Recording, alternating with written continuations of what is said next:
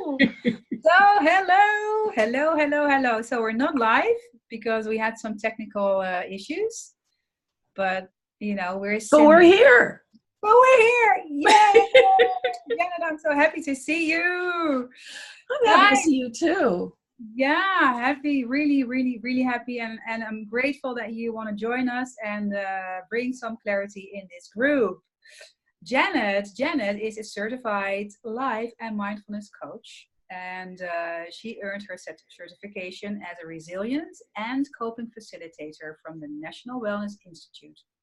And she's also a certified life and mindfulness coach. Yay. She trained with the Search Inside Yourself Institute. Yeah, we got that in common, sister. Yeah, we did too. Yay. Yay! Which is the Institute to Teach Mindfulness and Emotional Intelligence. And she's also UCLA's Mindfulness Awareness Research Center in their Mindfulness Awareness program. Dr. Rick Hansen's, I'm reading this now because I'm not my head, I'm being honest here. Positive neuroplasticity. Yeah, Dr. Rick Hansen's Positive Neuroplasticity Practitioner Program and Stanford's Center for Compassion and Altruism Research and Education. Her journey as a caregiver inspired the transition from social media marketer and CEO to mindfulness coaching after discovering the value of mindfulness and emotional intelligence in rescuing her from depression and anxiety. And she shares her learnings in her book, When Life Hits the Fan. Yes! Woohoo! A mindful guide to caring for ourselves while caring for others. Now available on Amazon too. And the website is already posted in the group. So, guys, go there, check it out because her wisdom is awesome. I know from a fact we worked together. We did. We did. So we know each other a little bit, but it's not about us. This is about giving clarity for the group. So, Janet, what is it that you want to bring some more clarity in for our group members, for our community today? Well, a couple of things. When we talked about this, one of the things that we wanted to talk about was really, when we're not fully present, we're missing out on a lot of things. And sometimes we're missing out on things that could be really positive for us. And especially, when we've talked about depression in the past, when we're feeling down and we're not happy, we can get stuck in that really miserable bubble. And we're so busy being unhappy that we don't see the joy in the life. We don't see the things that lift us up. And it's very easy to stay in that bubble because it's kind of, after a while, we get kind of Eeyore-like and everything looks miserable wherever we look. But when we stop and we take that moment to just notice what's around us, it's almost impossible not to find something that can lift our spirits just a little.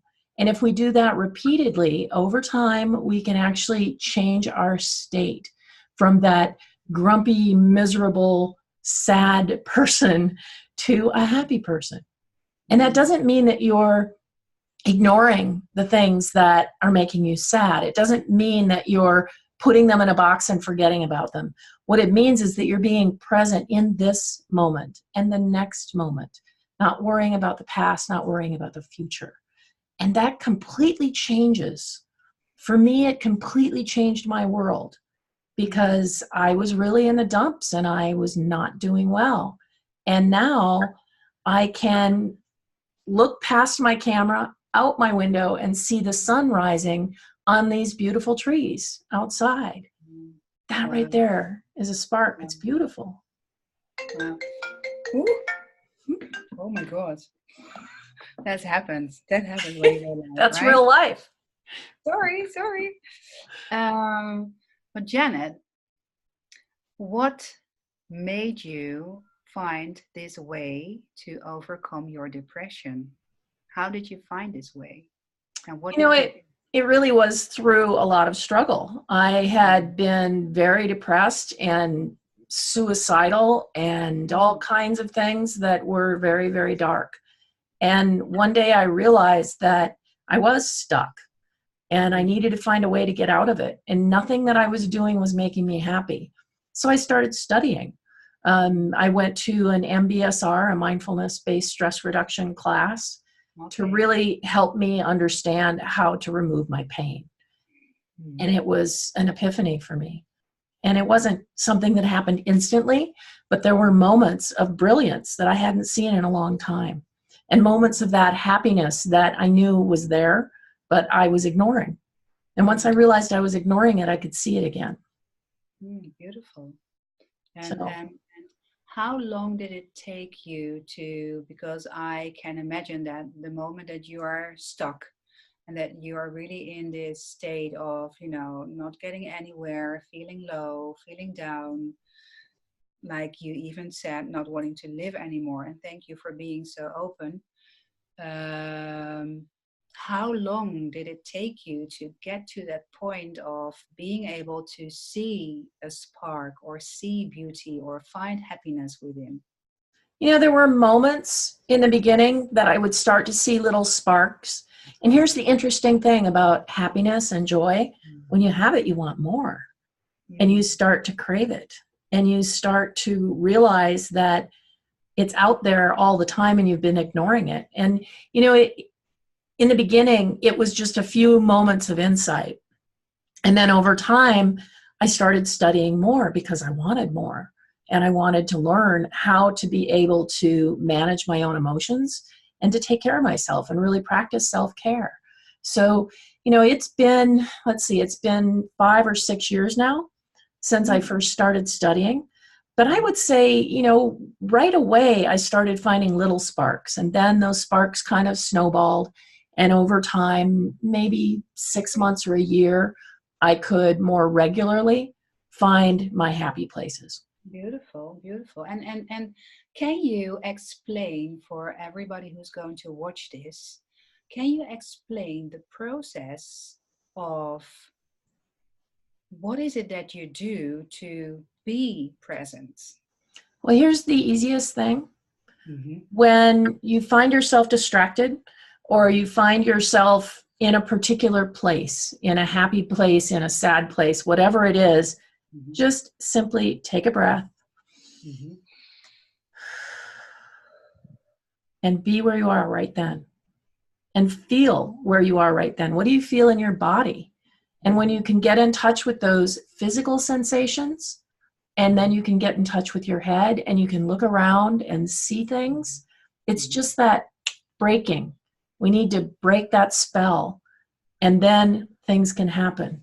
But it's not until we can really step out of that we're going to find that moments of happiness and then extended happiness. Because I'm pretty happy now.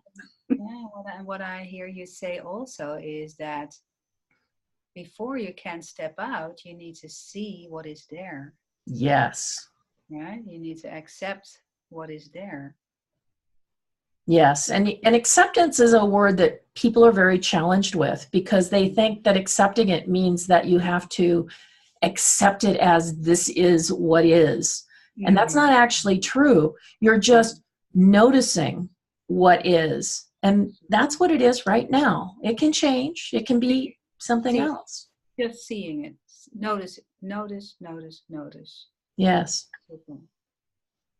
And understand that it is what it is. Yeah.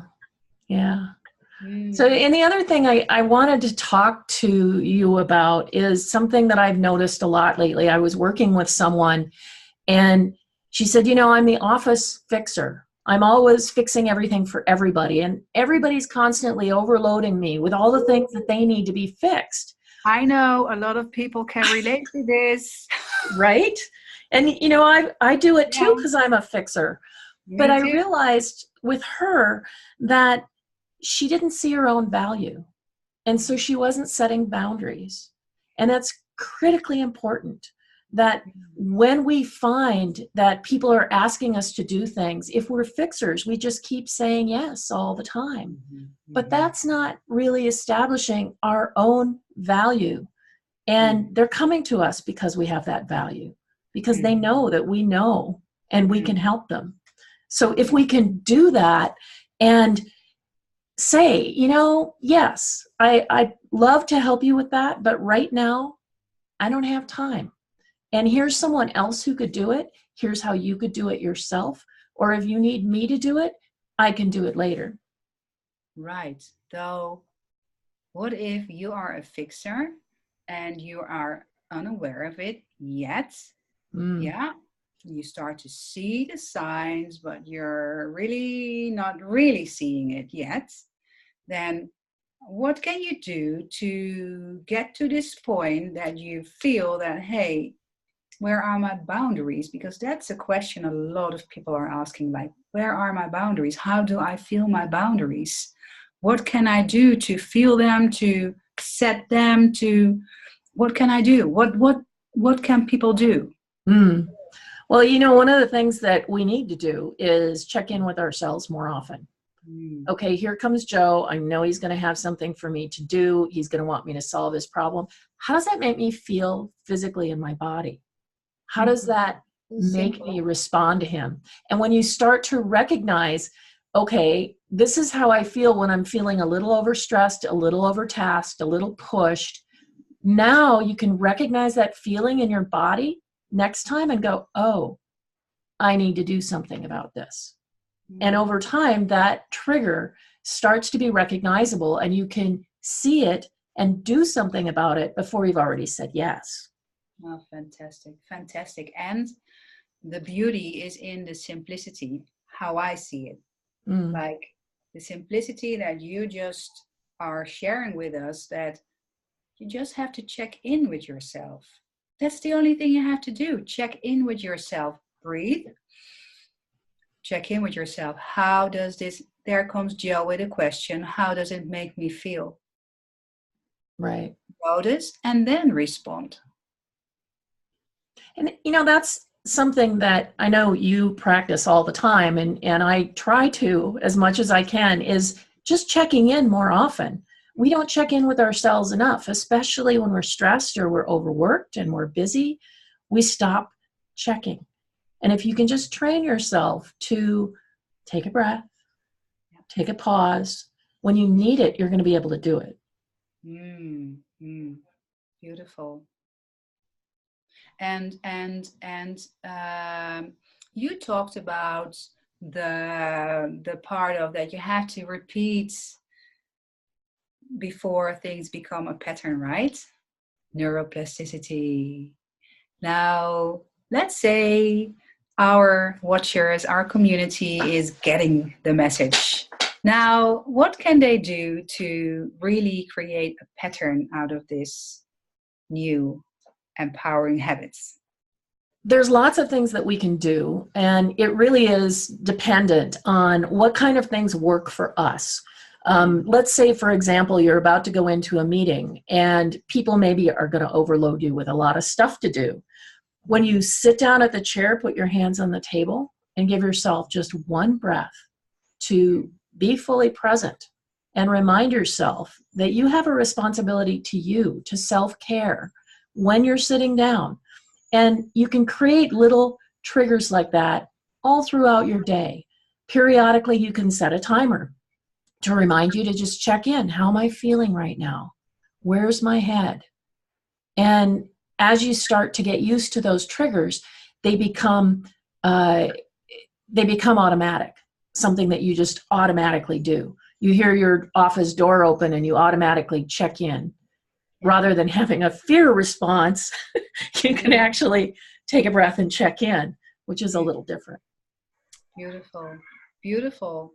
And so much value, definitely, that I know the community in here will benefit from a lot.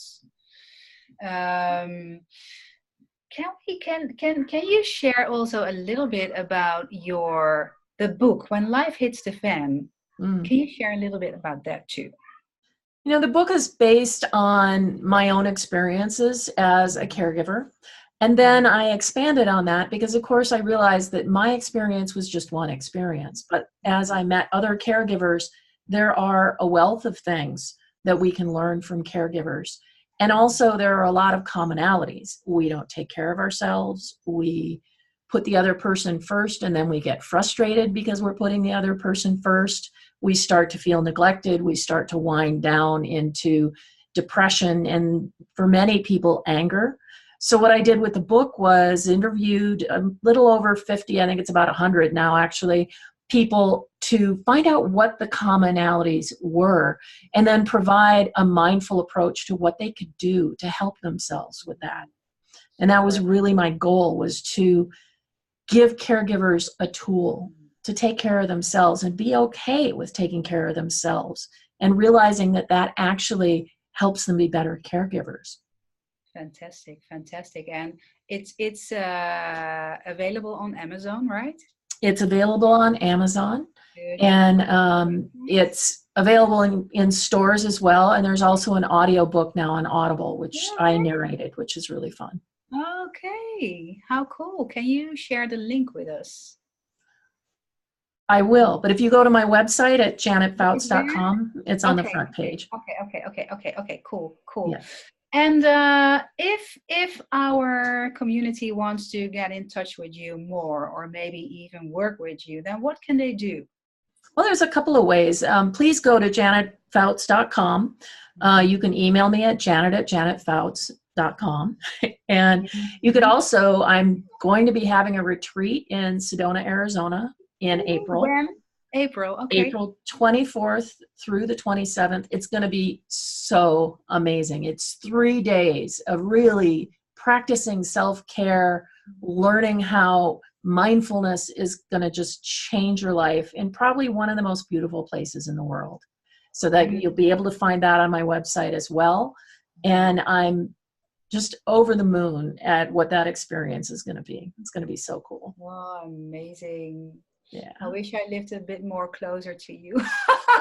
No, me too. Me too. Well, Janet, I really feel that for me, because what I have to do right now, like honestly, I have to zoom out of everything that I know already. Yeah, I have to be like, make myself a beginner not knowing anything. And the clarity that you bring about the simplicity of taking care of yourself by checking in with yourself, breathing, noticing what's happening, valuing yourself, like questioning yourself, like, what am I feeling? Am I feeling happy now? Is it giving me energy or not? And then you can have you have more options, more choice. And the way that you explain this brings for me a lot of clarity, also about boundaries, feeling your boundaries. That's like, I'm sure, and I would love to hear from the community, like, is this, bringing you value? And please also let us know, if you start to work with Janet Fouts' tips, what does that do for you? How does it make you feel? How does your self-care improve? And what does it do for you? Let us know. Thank you so much, everyone, for watching, and Muriel, of course, for inviting me. I'm so happy to be here. And I know there's much more in you. Yeah. Well, I'm very happy to help, and if anyone wants to reach out, please do, and comment on this video so that we can find out what you need. Exactly, and we can give you what you need. At least this was very clear. And thank you for sharing your wisdom with us. And all the best for the preparation of the retreat. And look forward to seeing you soon again. Thanks so much. Thank you. Bye.